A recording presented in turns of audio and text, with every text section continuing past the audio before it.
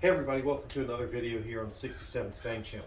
So, sorry I missed last week. The weekend I had to work, had a lot of things going on, so I wasn't able to get a video up, so I apologize for that.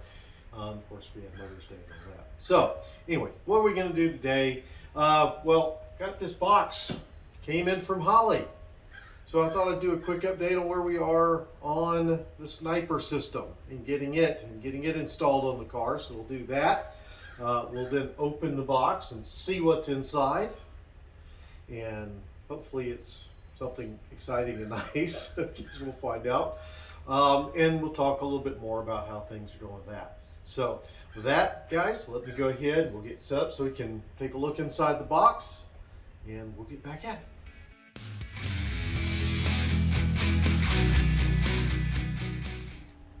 Okay, so we're back, and I think I'm ready to give y'all an update on the EFI stuff.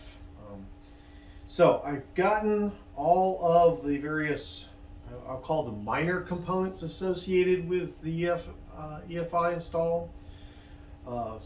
You've seen some of these. I've got the CD module for the HyperSpark distributor that's back behind me on top of the car. Obviously got the HyperSpark distributor to go with it. But then there's a lot of other little things. As y'all may remember in my first kind of EFI talk, I mentioned all of the various components that you're going to need in addition to the main EFI parts. So I've got my 90-degree fitting. That's an AN6 if I remember correctly. So that's going to eventually go to the EFI module that's up under the hood and connect to that, and then the fuel line will connect to it. I've got the cap. So this would go on the return for that EFI because the fuel pump that I've gotten doesn't require a return. Okay, so this will cap off the return that's on the EFI. Okay. Coming a little bit later from where we come, so let me back this up. You come out of the tank with the fuel pump and sending unit up through the fuel lines. So you're coming from back there on the car up here at the front.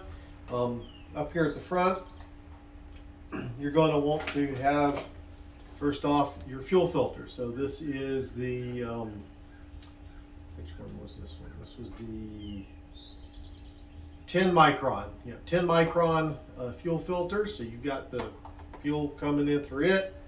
And then, but after that, you're going to want to put in a pressure gauge. So I've got here my pressure gauge. The one I got is the Marshall Instruments gauge.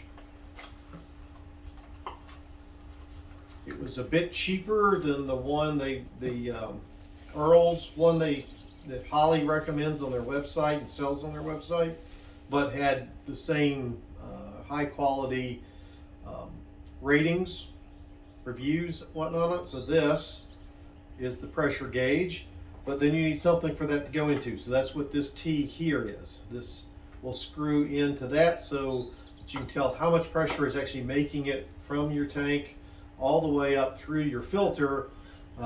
That will ultimately go into the EFI module. So I got this gauge and the T that's going to go into.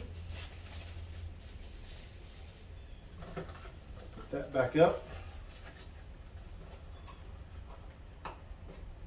And I've already mentioned all of these in earlier videos. So we got that, talk about that, this, that. And then I got some EFI rated clamps, fuel line clamps.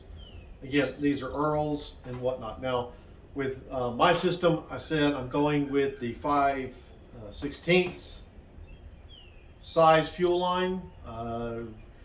From what I can tell, and we'll verify this in a little bit, I think the system will fit either 3/8 or 5/16. Since I said this already, but I've replaced all of the fuel lines on this car from back to front, front to back. They're all the original 5/16 size. I'm going to keep the 5/16. If it proves that it's not able to provide enough fuel and maintain fuel pressure, then I'll replace it with the 3/8. But I didn't see any reason in going ahead and replacing them now when if they will work. And several folks I've talked to said, yeah, it should be fine, given the level of pressure that we're working with for an inline six. Now, if this was a V8, a 289, a 302, that might be different, but we're talking an inline six. So I'm going to go with that. The last piece that I've got here, again, is the fuel pump block off unit. So hopefully this will fit and work fine, because I couldn't find one specifically for the 6-cylinder, but several folks told me the ones for the 289, 302 are the same shape and should work fine. So that's everything we've gotten so far. So that leaves two big components that aren't here yet. That is the fuel pump I mentioned, and the big unit that goes up there on the engine. So like I said, we got a box in from Holley. So I think we'll clear this other stuff off real quick, and we'll open this up and see what we have. Okay, so let me clean all this up and we'll get back at it. Okay, so we have our box here. Now, this actually arrived, like I said, today, but it was actually yesterday from FedEx. So first, let's try to figure out what it is, and then we'll talk a little about some other things. So 12-305 OEM tank hanger 64 to 68 Mustang is what the sticker says right here. So I think this is our fuel pump. Now, look at the condition of the box. Sure, which one camera is best to show this, but it looks pretty beat up. So hopefully we don't have any damage in here, because I don't really want to have to wait on another one, given as long as it took just to get this. Let me get her opened up here a little bit.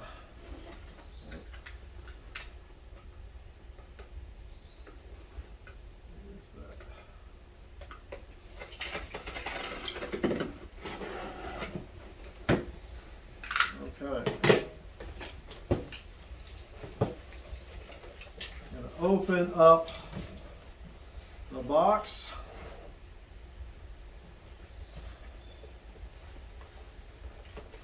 And see what we got in here. Okay, well, I know why it got beat up. There's barely any packing materials in this box. So this is indeed the fuel pump. So first thing we have, I forget what the Holley calls this, but this is basically the sock where the pickup comes in, right? So that acts as, I guess, kind of like our first stage of fuel filtration before it even goes into the pump. Then we have our electrical connections, pigtail. Now it's already sleeved in some of that plastic sheathing that goes around, so it's not like vinyl or anything like that. And then we have the lock and seal for where it goes into the fuel tank. Now, I should say this system is designed, this particular fuel pump that I've picked here, pardon me, drink some coffee, is designed to work with a stock Mustang tank. So the stock 16-gallon tank that came on this car, it'll also work with the replacement 22-gallon tank in there. So it's set up for either one of those.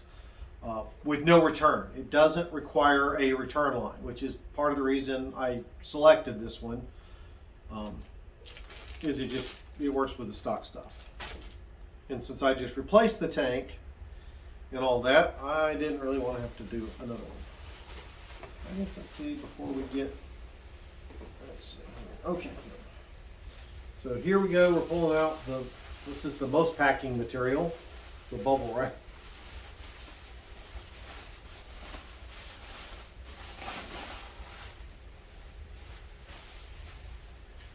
Okay, so here is our fuel pump slash sending unit. So here's the pigtail plug that goes into this. You can see it's also got that plastic sleeving on it. This part up here is what's in your tank. This is the pump itself, right? So it's gonna pick up fuel from this. I think right here is where you plug in that sock thing. So this, I think, plugs in right here, right? So this is up in your tank. This is sitting in there, like so. Okay. Then obviously you got your sending unit here with your float. So let me turn around so everybody can see it. So here is the float that controls your fuel level. Now, again, this is for the stock 16-gallon tank. These 4 other size tanks, let me sit this down for a second. They also have different size floats for different types, like I said, size or types of tanks. We've got that, so we can adjust that. Again, I don't need it. And then lastly in here we have, the box, put it down here, our instructions. So hopefully you can see that. And of course you can download these as PDFs from their website. So it takes you through the process of installing and wiring the system. So for wiring, you've got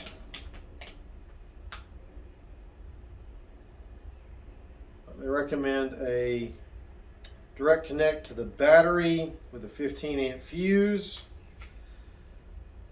through a relay.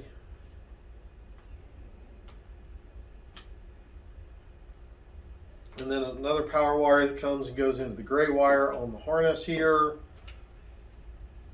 Then they have a purple wire, which is a vehicle to your gas gauge. Then a black wire with a white stripe is a chassis ground, and then the black goes back to your battery ground. So anyway, it doesn't look too hard to wire up. Hell, if I rewired the entire car, I'm sure I can handle this. But this is all the stuff that comes in with this Holley fuel pump, which is model, again, 12-305. Again, that should have been in the parts list in the original video I did for all that. So anyway, there you go. We now have the fuel pump. That only leaves the fuel module, or the EFI module itself, that goes up on the engine. I talked to Holley about that on Friday. They're apologizing profusely for having so many things on back order, but they're having a very hard time getting the supply of all the components they need, in not just the quantity they need, but the quality they need them to be in. So things are getting drug out a little bit. They're telling me that somewhere towards the end of this month, and this month being May 2021, they hope that my unit will ship. So we'll see how that goes. But anyway, a couple other quick things before we wrap this up.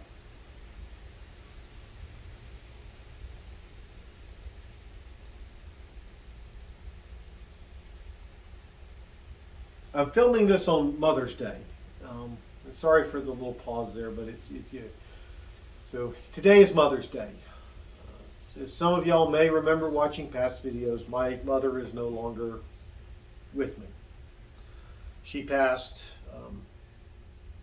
a year and a half or so ago, right before her 75th birthday. She and my dad are the original owners of this car. So I want to say Happy Mother's Day to my mom. I hope you can hear it wherever you are. When she was alive, we always joked that she would live forever because neither the devil nor God wanted to have to deal with her. And I mean that in with all the care and love I can. She was a wonderful woman. She was a very unique woman, though, and not always the easiest to get along with from time to time. But there was never any doubt in my mind or my heart that she loved me and that she would have given me anything if I really needed it. So for that, Mom, I really thank you. And that included her parting gift to me, which was a pretty nice allowance to buy parts for the car. That's where I got the wiring harness from for this car. I've got the suspension parts that we put on the car, and a bunch of other things I just can't even remember. But really, her last gift to me for this car is what kick-started all this and really made it possible to get to the point I am now. So again, Mom, you're gone but not forgotten, and I love you dearly to this day. So with that, I just wanted to throw that out there.